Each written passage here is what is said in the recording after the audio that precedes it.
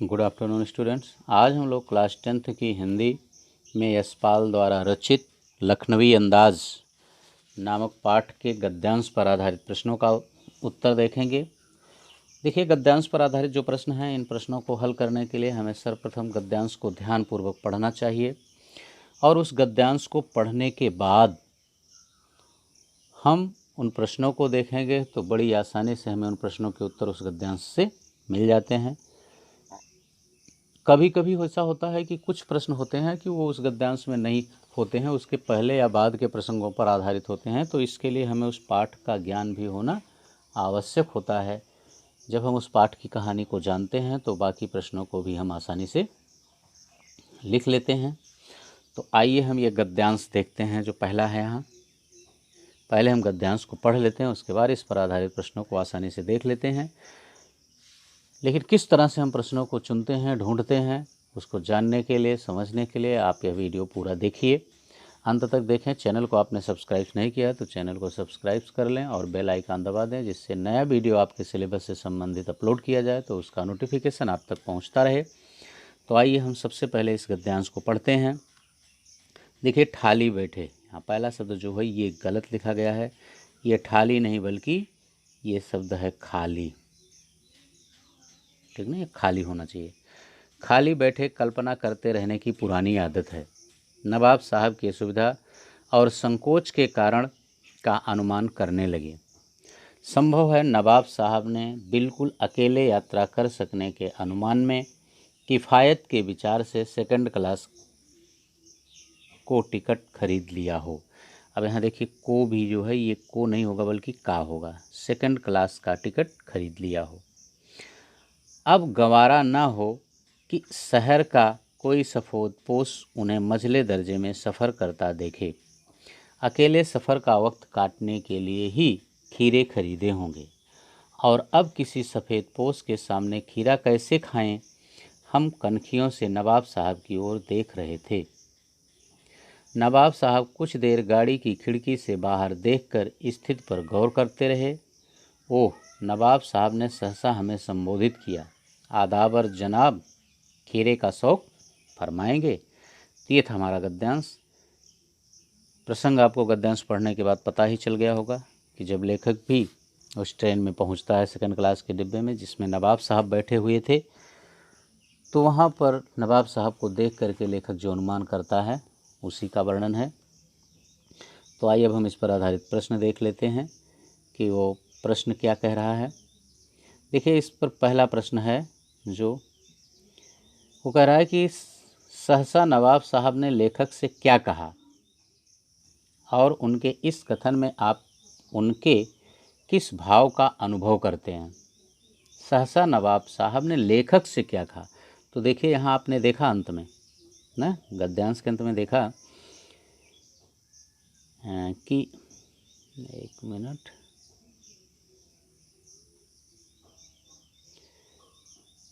ये देखिए यहाँ है कि ओह, नवाब साहब ने सहसा हमें संबोधित किया। आदाब और जनाब ना, नवाब साहब ने सहसा हमें संबोधित किया। आदाब और जनाब, खीरे का शौक फरमाएंगे, ठीक है ना। यही उन्होंने अचानक लेखक से कहा था। तो इसका उत्तर जब हम लिखेंगे तो लिखेंगे नवाब साहब ने लेखक को आदाब अर्ज कर, ठीक ना, खीरा खाने के लिए कहा। ओके। अब कह रहा है कि प्रश्न में और कह रहा है कि इस कथन में आप उनके किस भाव का अनुभव करते हैं, यानी किस भाव के कारण लेखक से नवाब साहब ने इस तरह की बातें कही होंगी। देखिए, इस कथन से नवाब साहब की, ठीक है ना, शराफत व तहजीब का पता चलता है, क्योंकि वे कोई भी सामान, खाने का सामान जो है उसे बांट कर खाने की आदत भी रखते हैं। यानी उनकी ऐसी आदत, देखिए कुछ लोग होते हैं कि वो कितने भी लोग हों, कितने भी लोगों की भीड़ में हों, आराम से अपना सामान निकालेंगे और खाना प्रारंभ कर देंगे। लेकिन लेखक कहता है कि नवाब साहब ऐसे नहीं थे, वो उनके पास जो भी था वहाँ उपस्थित लोगों से बांट कर उसको खाने वाले थे, ठीक है ना। तो ये था पहले प्रश्न का उत्तर। आइए अब हम इस गद्यांश पर आधारित दूसरे प्रश्न का उत्तर देखते हैं। गद्यांश में वर्णित लेखक के स्वभाव की विशेषता का उल्लेख कीजिए। उसके अनुसार नवाब साहब ने खीरे क्यों खरीदे होंगे। ठीक है ना। गद्यांश में वर्णित लेखक के स्वभाव की विशेषता का उल्लेख कीजिए। तो देखिए लेखक स्पष्ट है, पाठ आपने पढ़ा है कि लेखक जो है वह कल्पनाशील व विचारवान व्यक्ति है, तो ये तो उसका स्वभाव हो गया।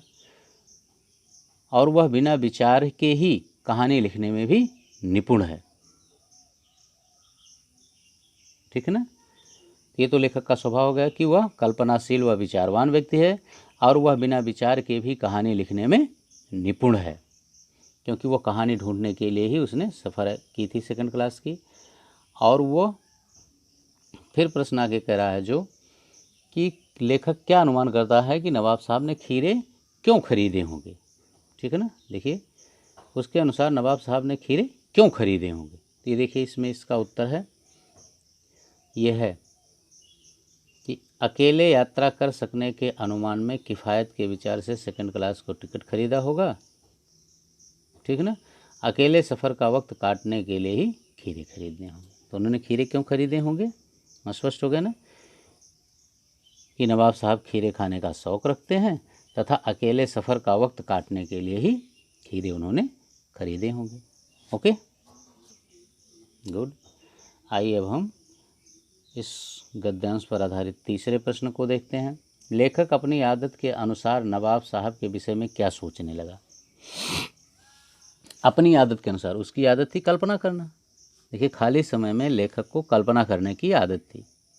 तरह तरह के विचार उसके मन में उत्पन्न होते रहते थे, क्योंकि कल्पनाशील जो व्यक्ति होता है वो एक कल्पना पूरी नहीं उसकी दूसरी कल्पना जन्म ले लेती है, तो वो बार बार उसी के बारे में सोचता रहता है। इसीलिए है कि खाली समय में लेखक को कल्पना करने की आदत थी।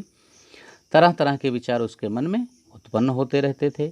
वह नवाब साहब की असुविधा व संकोच के कारण का अनुमान लगा रहा था और वह सोचता है कि किफ़ायत के विचार से सेकंड क्लास का टिकट इन्होंने खरीदा होगा,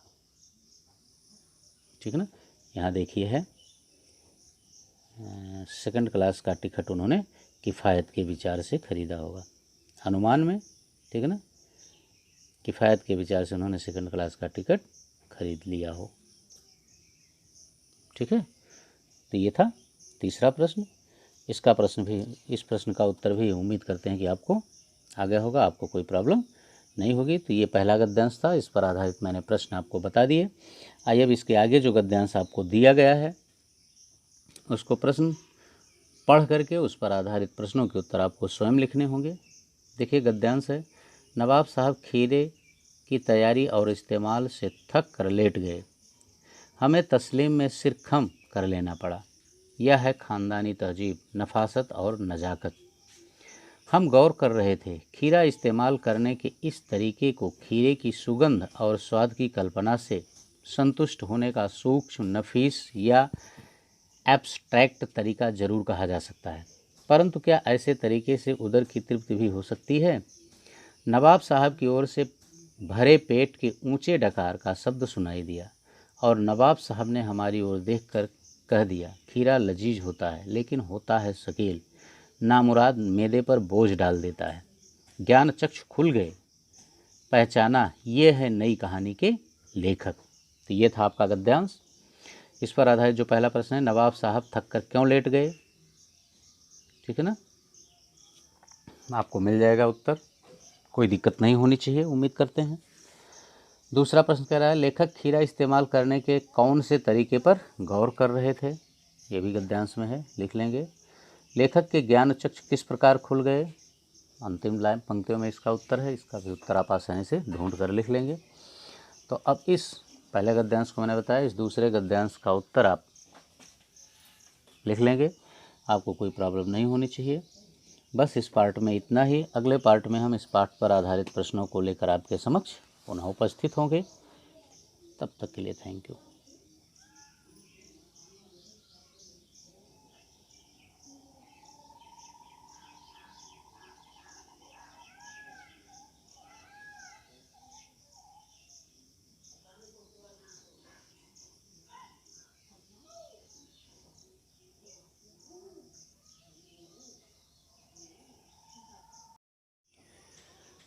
गुड आफ्टरनून स्टूडेंट्स। आज हम लोग क्लास 10th की हिंदी में यशपाल द्वारा रचित लखनवी अंदाज नामक पाठ के गद्यांश पर आधारित प्रश्नों का उत्तर देखेंगे।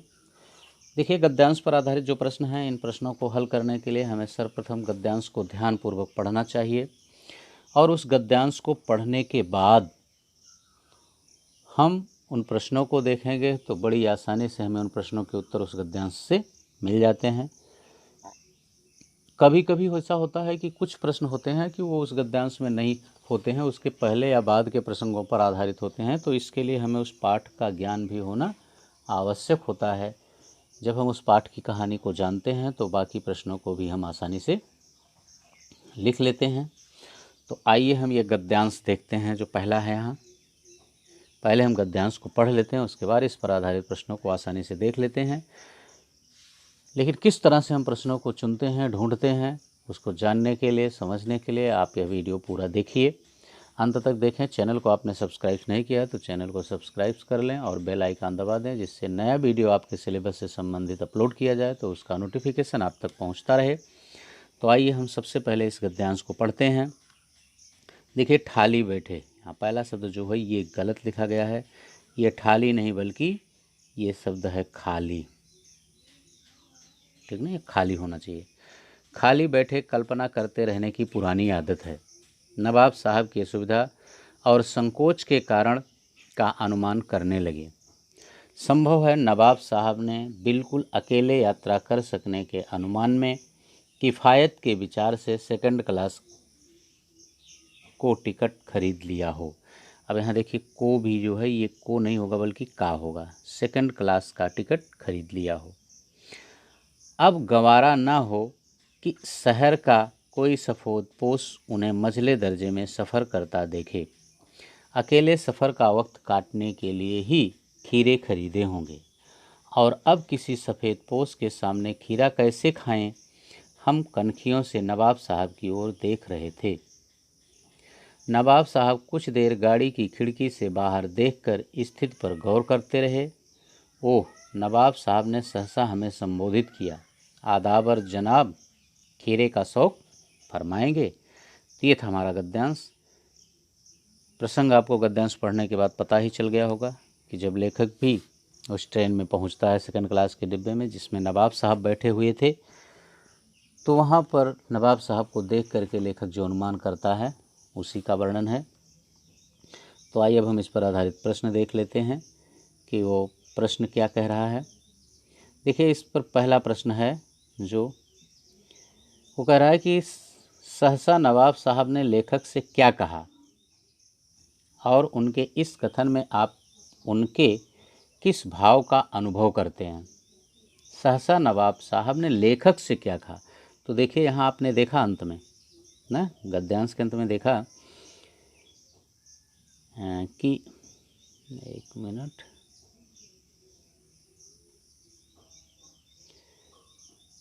ये देखिए यहाँ है कि ओह, नवाब साहब ने सहसा हमें संबोधित किया। आदाब और जनाब ना, नवाब साहब ने सहसा हमें संबोधित किया। आदाब और जनाब, खीरे का शौक फरमाएंगे, ठीक है ना। यही उन्होंने अचानक लेखक से कहा था। तो इसका उत्तर जब हम लिखेंगे तो लिखेंगे नवाब साहब ने लेखक को आदाब अर्ज कर, ठीक ना, खीरा खाने के लिए कहा। ओके। अब कह रहा है कि प्रश्न में और कह रहा है कि इस कथन में आप उनके किस भाव का अनुभव करते हैं, यानी किस भाव के कारण लेखक से नवाब साहब ने इस तरह की बातें कही होंगी। देखिए, इस कथन से नवाब साहब की, ठीक है ना, शराफत व तहजीब का पता चलता है, क्योंकि वे कोई भी सामान, खाने का सामान जो है उसे बांट कर खाने की आदत भी रखते हैं। यानी उनकी ऐसी आदत, देखिए कुछ लोग होते हैं कि वो कितने भी लोग हों, कितने भी लोगों की भीड़ में हों, आराम से अपना सामान निकालेंगे और खाना प्रारंभ कर देंगे। लेकिन लेखक कहता है कि नवाब साहब ऐसे नहीं थे, वो उनके पास जो भी था वहाँ उपस्थित लोगों से बांट कर उसको खाने वाले थे, ठीक है ना। तो ये था पहले प्रश्न का उत्तर। आइए अब हम इस गद्यांश पर आधारित दूसरे प्रश्न का उत्तर देखते हैं। गद्यांश में वर्णित लेखक के स्वभाव की विशेषता का उल्लेख कीजिए। उसके अनुसार नवाब साहब ने खीरे क्यों खरीदे होंगे, ठीक है ना। गद्यांश में वर्णित लेखक के स्वभाव की विशेषता का उल्लेख कीजिए। तो देखिए, लेखक स्पष्ट है, पाठ आपने पढ़ा है कि लेखक जो है वह कल्पनाशील व विचारवान व्यक्ति है, तो ये तो उसका स्वभाव हो गया, और वह बिना विचार के ही कहानी लिखने में भी निपुण है। ठीक है ना, ये तो लेखक का स्वभाव हो गया कि वह कल्पनाशील व विचारवान व्यक्ति है और वह बिना विचार के भी कहानी लिखने में निपुण है, क्योंकि वो कहानी ढूंढने के लिए ही उसने सफ़र की थी सेकंड क्लास की। और वो फिर प्रश्न आगे कह रहा है जो कि लेखक क्या अनुमान करता है कि नवाब साहब ने खीरे क्यों खरीदे होंगे। ठीक है ना, देखिए उसके अनुसार नवाब साहब ने खीरे क्यों खरीदे होंगे। तो ये देखिए इसमें इसका उत्तर है, ये है कि अकेले यात्रा कर सकने के अनुमान में किफ़ायत के विचार से सेकंड क्लास को टिकट खरीदा होगा। ठीक है ना, अकेले सफ़र का वक्त काटने के लिए ही खीरे खरीदने होंगे। तो उन्होंने खीरे क्यों खरीदे होंगे, स्पष्ट हो गया ना, कि नवाब साहब खीरे खाने का शौक़ रखते हैं तथा अकेले सफ़र का वक्त काटने के लिए ही खीरे उन्होंने खरीदे होंगे। Okay, good. आइए अब हम इस गद्यांश पर आधारित तीसरे प्रश्न को देखते हैं। लेखक अपनी आदत के अनुसार नवाब साहब के विषय में क्या सोचने लगा। अपनी आदत के अनुसार, उसकी आदत थी कल्पना करना। देखिए खाली समय में लेखक को कल्पना करने की आदत थी। तरह तरह के विचार उसके मन में उत्पन्न होते रहते थे, क्योंकि कल्पनाशील जो व्यक्ति होता है वह एक कल्पना पूरी नहीं उसकी दूसरी कल्पना जन्म ले लेती है, तो वह बार बार उसी के बारे में सोचता रहता है। इसीलिए है कि खाली समय में लेखक को कल्पना करने की आदत थी। तरह तरह के विचार उसके मन में उत्पन्न होते रहते थे। वह नवाब साहब की असुविधा व संकोच के कारण का अनुमान लगा रहा था, और वह सोचता है कि किफ़ायत के विचार से सेकंड क्लास का टिकट इन्होंने खरीदा होगा। ठीक है ना, यहाँ देखिए है सेकंड क्लास का टिकट उन्होंने किफ़ायत के विचार से खरीदा होगा, अनुमान में। ठीक है ना, किफ़ायत के विचार से उन्होंने सेकंड क्लास का टिकट खरीद लिया हो। ठीक है, तो ये था तीसरा प्रश्न। इस प्रश्न का उत्तर भी उम्मीद करते हैं कि आपको आ गया होगा, आपको कोई प्रॉब्लम नहीं होगी। तो ये पहला गद्यांश था, इस पर आधारित मैंने प्रश्न आपको बता दिए। आइए अब इसके आगे जो गद्यांश आपको दिया गया है उसको प्रश्न पढ़ करके उस पर आधारित प्रश्नों के उत्तर आपको स्वयं लिखने होंगे। देखिए गद्यांश है, नवाब साहब खीरे की तैयारी और इस्तेमाल से थक कर लेट गए। हमें तस्लीम में सिर खम कर लेना पड़ा। यह है ख़ानदानी तहजीब, नफासत और नज़ाकत। हम गौर कर रहे थे, खीरा इस्तेमाल करने के इस तरीके को खीरे की सुगंध और स्वाद की कल्पना से संतुष्ट होने का सूक्ष्म, नफीस या एब्स्ट्रैक्ट तरीका जरूर कहा जा सकता है, परंतु क्या ऐसे तरीके से उदर की तृप्ति भी हो सकती है। नवाब साहब की ओर से भरे पेट के ऊंचे डकार का शब्द सुनाई दिया और नवाब साहब ने हमारी ओर देखकर कह दिया, खीरा लजीज होता है लेकिन होता है शकील, नामुराद मैदे पर बोझ डाल देता है। ज्ञान चक्षु खुल गए, पहचाना ये है नई कहानी के लेखक। तो ये था आपका गद्यांश। इस पर आधारित जो पहला प्रश्न है, नवाब साहब थक कर क्यों लेट गए। ठीक है ना, आपको मिल जाएगा उत्तर, कोई दिक्कत नहीं होनी चाहिए, उम्मीद करते हैं। दूसरा प्रश्न कह रहा है, लेखक खीरा इस्तेमाल करने के कौन से तरीके पर गौर कर रहे थे। ये भी गद्यांश में है, लिख लेंगे। लेखक के ज्ञान चक्षु किस प्रकार खुल गए। अंतिम लाइन पंक्तियों में इसका उत्तर है, इसका भी उत्तर आप आसानी से ढूंढ कर लिख लेंगे। तो अब इस पहले गद्यांश को मैंने बताया, इस दूसरे गद्यांश का उत्तर आप लिख लेंगे, आपको कोई प्रॉब्लम नहीं होनी चाहिए। बस इस पार्ट में इतना ही। अगले पार्ट में हम इस पाठ पर आधारित प्रश्नों को लेकर आपके समक्ष पुनः उपस्थित होंगे। तब तक के लिए थैंक यू।